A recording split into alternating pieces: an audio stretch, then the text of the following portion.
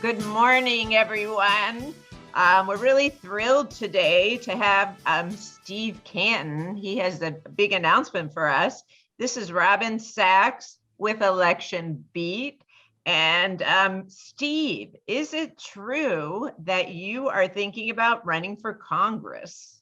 Well, it's come to this. And when you see me at your doorstep, the situation is dire. So, yes, I'm considering a run for the 21st Congressional Seat in the sunshine state of Florida, where I'm a newly minted resident of the state of Florida. It's where we all wash up on shore after 65 years of service, Robin. That is great. That is amazing. Well, can you tell our viewers a little bit about Steve Canton, your background? I, of course, know Steve because we've worked together for nearly 20 years. RMR is his PR firm, so I can tell you he's awesome. He's just such a great business person, but our viewers would love to hear from you, Steve, about your background. Sure. Well, I was born and raised in Washington, D.C., so I've been in and around politics my entire life, and I've thankfully been able to avoid it for these 65 years that I've been a citizen of the greatest country in the world. And it's interesting when you build businesses, we really do three kinds: distressed assets, turnarounds, and startups. So by definition, you're either starting from zero, you're starting behind, and you're typically leading people who have not been successful in what they endeavored to do. So I think I'm pretty uniquely qualified to take on this congressional seat. That is perfect. That is perfect. Now, Steve, I heard, or you mentioned, you're kind of disgusted with both parties, or at least disappointed, maybe is a better word, and that you would be actually running as an independent, which I think now has the biggest group of people who associate as independent versus Republican or Democrat. Yeah, it's interesting when you talk about dissatisfaction in business. We always look at there's three kinds of customers. You have those that are satisfied, those that are neutral, and then those that are detractors. And I think if you talk to people, you'd find most people are dissatisfied with the way things are going today. And the level of dissatisfaction kind of jumps back and forth. If the Democrats are in office, then the satisfaction level for Democrats is medium to high, the satisfaction level. If the Republicans are in office, then it flips around. The Democrats are dissatisfied with the way things are going, and then vice versa. All this is helped along by, the media that has a tendency to also choose sides. So it's really important, I think, in our system that you have a fair and balanced approach, which is almost a third party approach to dispute resolution. I mean, not everything that the Democrats are doing is wrong. Not everything the Republicans are doing is wrong. And what we have a tendency to do is throw everything out and say nothing was right and start over. Well, Robin, as you know, and I know in business, when you do that, it's really expensive. And no business can continue to do that over a period of time. And it seems as if we're doing that every single election cycle. So I'd like to see that end. I'd like to see, some reasonableness come back in. I don't want to argue and fuss and fight. I think that has no bearing on the outcome of a successful relationship. And I think you really do need to take a sobering approach to government that you take to business. Yeah, I totally agree with you. I think that most people have common sense. And I think when they see what's going on and all the, you want to call it bickering, they're not loving that. They'd like to see people work together to solve real problems and not have it be so contentious. With that said, Stephen, with your fantastic business background, tell us a little bit about your platform.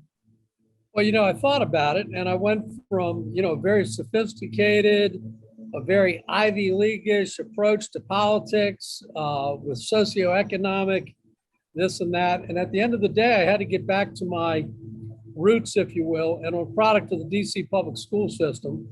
And, I thought about what's important and what's really important. And I'd like to say I have a perspective that's real in the sense that As I said, I'm a product of the DC public school system. I went to an all-black high school as a kid. I worked, I'm really a worker's representative. I've worked since I was 13. I've always felt the value of work. I've been a stockroom clerk, a janitor, a dishwasher, a cook. All these positions lead to interaction with people who are really trying to live day to day. And so I came up with the three things that are most important to people that I know. And these are everyday people going to work every day, making this country great. And those three things are essentially these. Number one, you got to mobilize your youth. Youth are totally misdirected today. Everybody's breaking off into factions. Nobody has a common goal. So, that's a problem. We need to mobilize our youth in a not sophisticated, but in a real way to direct them towards civic duty. And I think if you have a common purpose for civic duty, that you can really be effective giving young people an opportunity to pursue hopes and dreams that they never really had before until you promoted them. So by way of example, let's say you're in junior high and you're walking down the hall to civic duty and you see posters for join EPA, clean up rivers and streams, oceans and bays with purpose-built ships. I mean, you can see the imagination of a young person. Hey, I could see myself doing that. I could see, helping wildlife, sea life become more habitable in their habitat. Yeah, that would be awesome. I'd love to do that. I'd love to be on a ship heading out of San Diego to this big trash dump in the North Pacific to go clean it up. That'd be awesome. So, that is inspiring, right?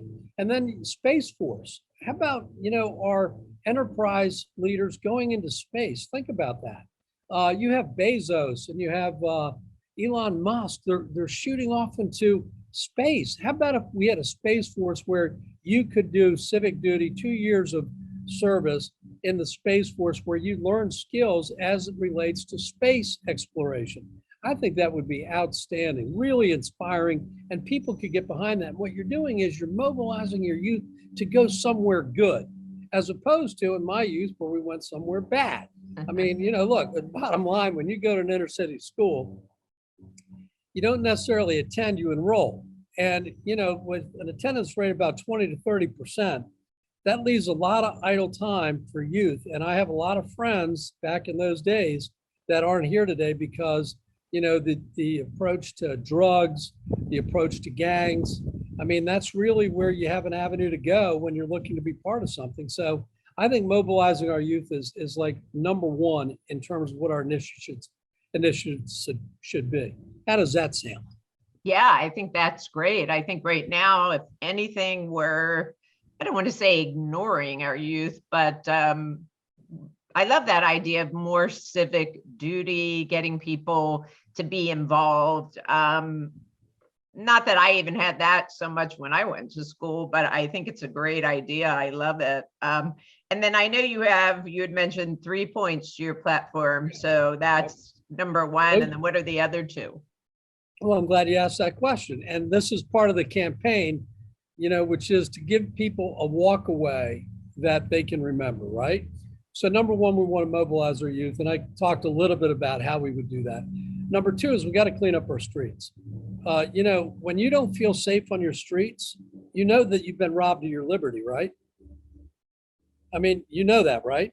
Well, I agree. When you're afraid to be on a platform in New York City because somebody's going to push you in front of the A train, you're being robbed of your liberty. That's not right. And listen, I made my first managerial position in the NYC. I knocked on doors to sell products and services.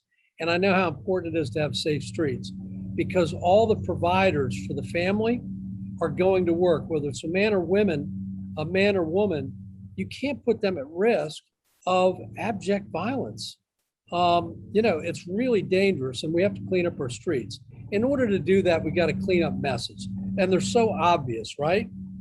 In the United States, there's a serious drug problem. Suicides are for white males between the ages of 25 and 35 are 67% of all suicides. Really?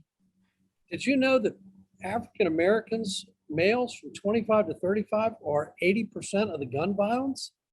So these kids are getting killed by the dozens because the streets themselves aren't safe. So then you ask the question, well, why aren't the streets safe? Now, being an inner city kid, I know exactly why they're not safe. You have drugs, gangs, prostitution, and all these things that seep into the streets, and all of a sudden you've got a problem. And when you defund the police and push the police back, the danger zone's been increased. So look, for me, it's clean up our streets, clean up immigration. There's no such thing as an illegal immigrant. Let everybody register. You don't even know what the size is. You can have 20, 30, 40, 50 million unregistered people in the United States. How would you like to try to run a classroom when you open up class first day of school, you got 20 desks, 20 books, 20 pencils, a teacher and a teacher's assistant, so a 10-to-1 ratio, which is the right ratio for teaching, and then 40 kids show up. I mean, listen, that's disorganization, and you got to clean that mess up. I have no idea with all the money we spend, why it's not focused on mobilizing our youth and cleaning up our streets. Give me a break. This isn't complicated. Exactly. Yeah, it's just common sense. Why I think most people would agree with your first 2 points so far. And what's number 3? Well, it's interesting you asked that question because in sales, when they ask, tell me more, that's like a big buying signal. So, Robin, I know that a lot of people want to think about, we need to take care of the poor. And that's true. There's a certain element of the population that really can't take care of themselves. They're mentally disabled. I'm not talking about them, but I am talking about them with this last point, actually. You have to enrich your people, and enriching your people is not giving them something. If you give somebody a fish for a day, then what you're doing is really you're creating dependency because they got to come back to you tomorrow for that same fish, for a different fish. So enrichment means I'm not going to give you a fish. I'm going to teach you how to fish so you can go do it yourself. That's enrichment. And enrichment in this country is everywhere. We can enrich our people as we have in the past by focusing on the things that matter. So enrichment is really a good education.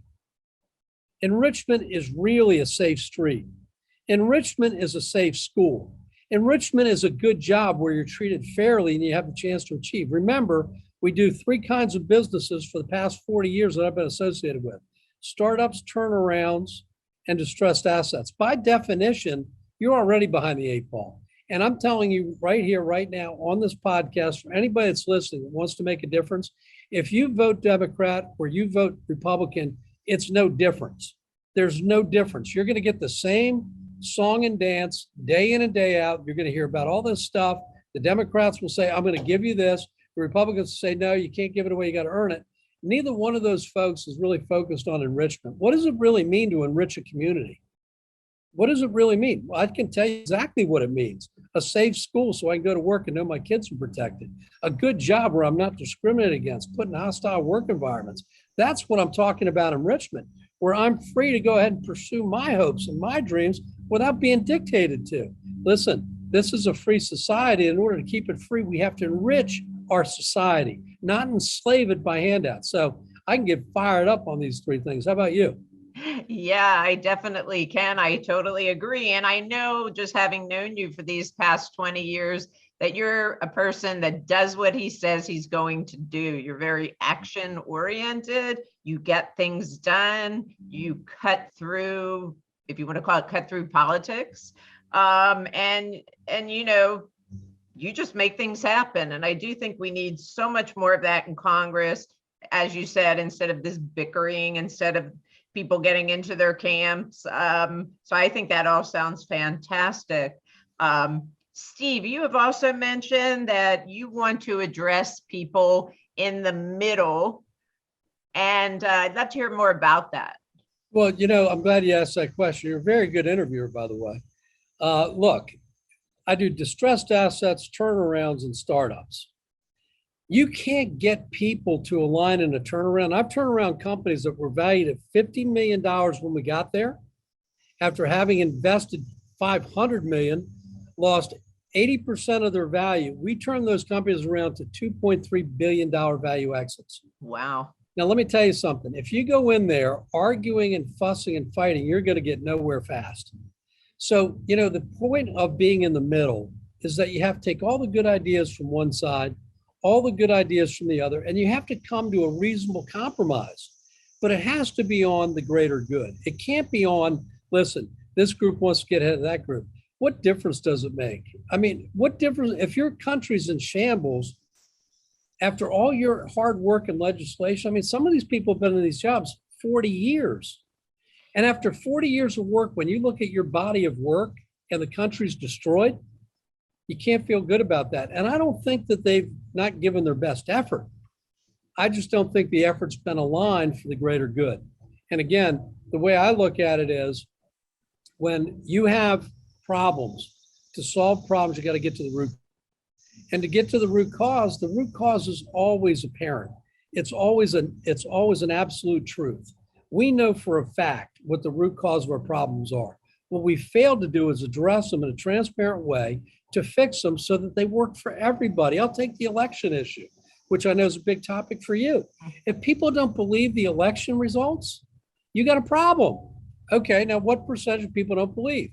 If it's fully half the country, and I'm telling you, if I walk into a distressed asset and half of the 5,000 employees can tell me emphatically that this is wrong, and the other half says they're crazy, it's somewhere in the middle, okay? And here's what we need to do. Here's what I need to do. If I'm gonna lead you out of this distressed asset category into, prosperity, we're gonna have to deal with these issues. So if it's that big of a problem and perception is reality, I, as your leader, have to address it with the problem-solving process, which is transparency. It's an error matrix, Pareto diagram, take highest occurrence first and deal with the issue.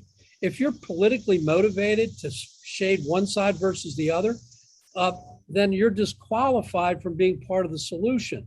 But you got to give people a way to go to the middle, and that's what this campaign is all about. Never belittle the guy in the middle. Yeah, that's good. Never belittle the guy in the middle. I really love that.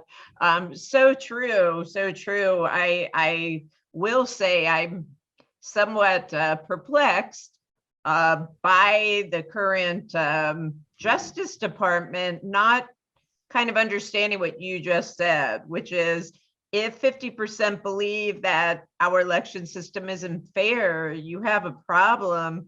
And we as a country need to solve that so that people have confidence in the elections versus in some ways, I think they're actually not solving it because that way they have people who don't believe in the system and will sit it out, which is bad because the more participation we have, the better our country will be. And as you've mentioned, and as you've proved to us today, we have more in common than we have differences. But I think our, if you want to call them political establishment, has learned that dividing and conquering, that strategy, I think they see, wow, that's effective.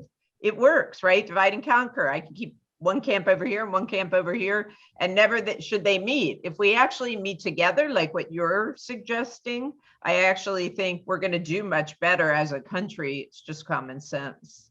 Well, look, everybody, and I appreciate your comments there.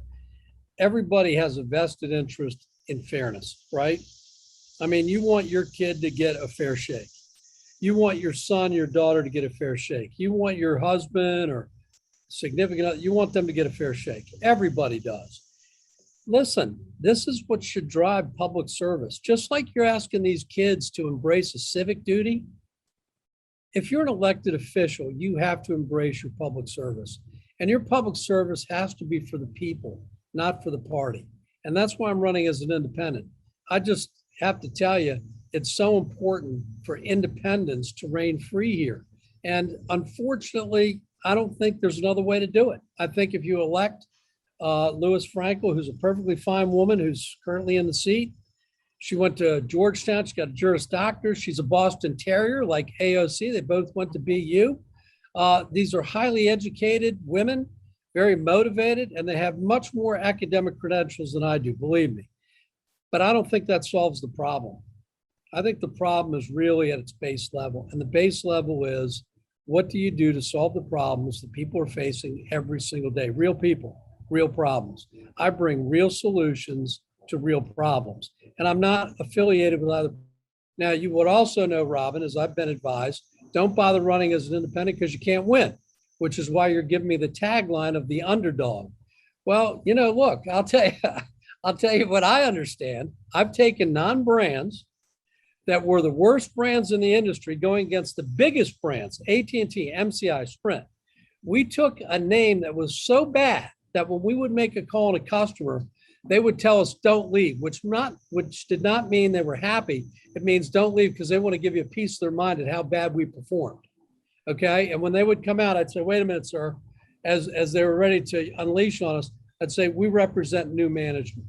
So I'd like to propose to the people that vote in the 21st district of the Sunshine State of Florida, I'm simply saying, why don't we hang out a sign under new management and let me give it a shot? I guarantee you quality service and savings. I will save you the heartache of having to go through the discourse back and forth.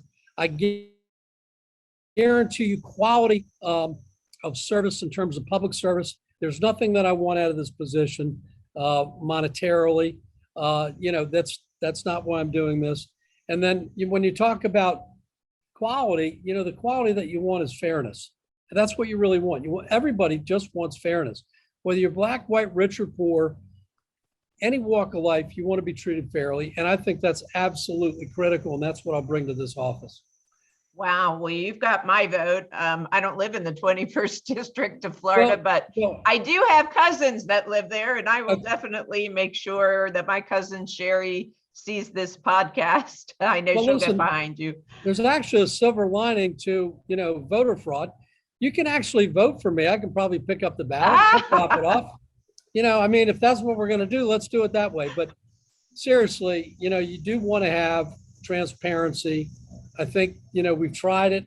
Some of these folks in the Congress and the Senate have served 40 years. Think about putting 40 years into something.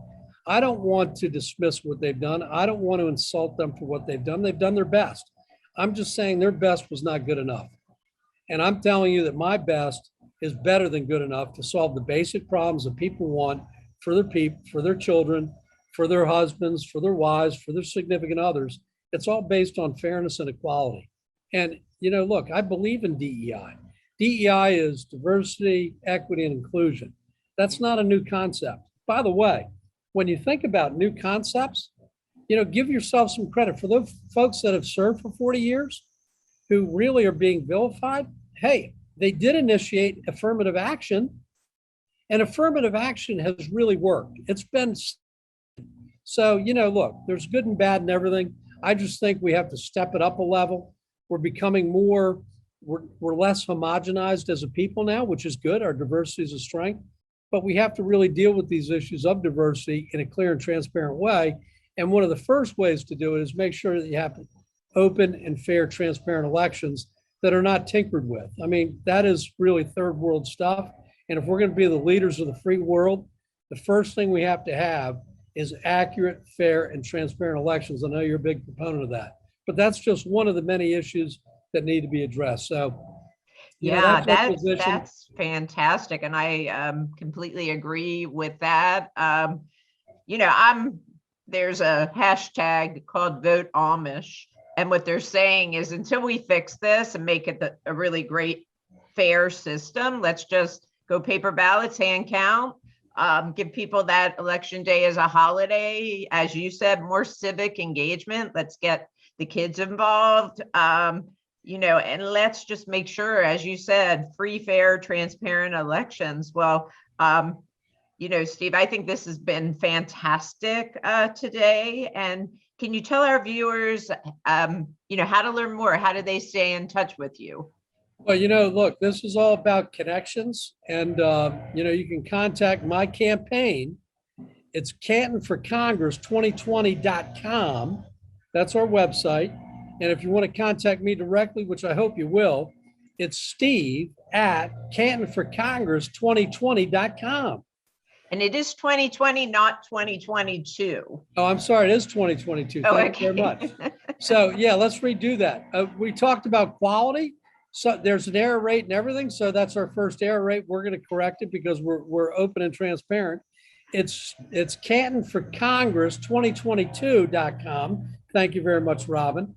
Again, it's cantonforcongress2022.com, and it's Steve at cantonforcongress2022.com if you want to contact me directly, and I hope you will. And I believe that, this midterm election is going to be very important for us. I think everybody's going to come out pretty strong. And I'd like to see people in the middle, the 80% of the independent voters, coalesce into one voting block and vote for Canton for Congress 2022.com, because I think we can make the biggest difference. And I'm not disparaging Louis Frankel, who's been a public servant for many, many years. She's very well educated. She's a great woman. This is not about Louis. This is not about her at all. This is about an independent third party that seeks to achieve the three things we talked about. One, we want to mobilize our youth, we want to clean up our streets, and we want to enrich our people. I mean, it's not really that complicated. And there's a lot more content behind it. I look forward to our next podcast where we'll cover taxation without representation. All right. Well, that sounds great to me. So you like to pay lower taxes, Robin? I'm always happy to pay lower taxes. Okay, well, stay tuned. Our next podcast, you're going to love it. Oh, okay. That sounds great. Well, that's it for now, guys. We'll see you next time. Bye. Robin, thanks for having me on.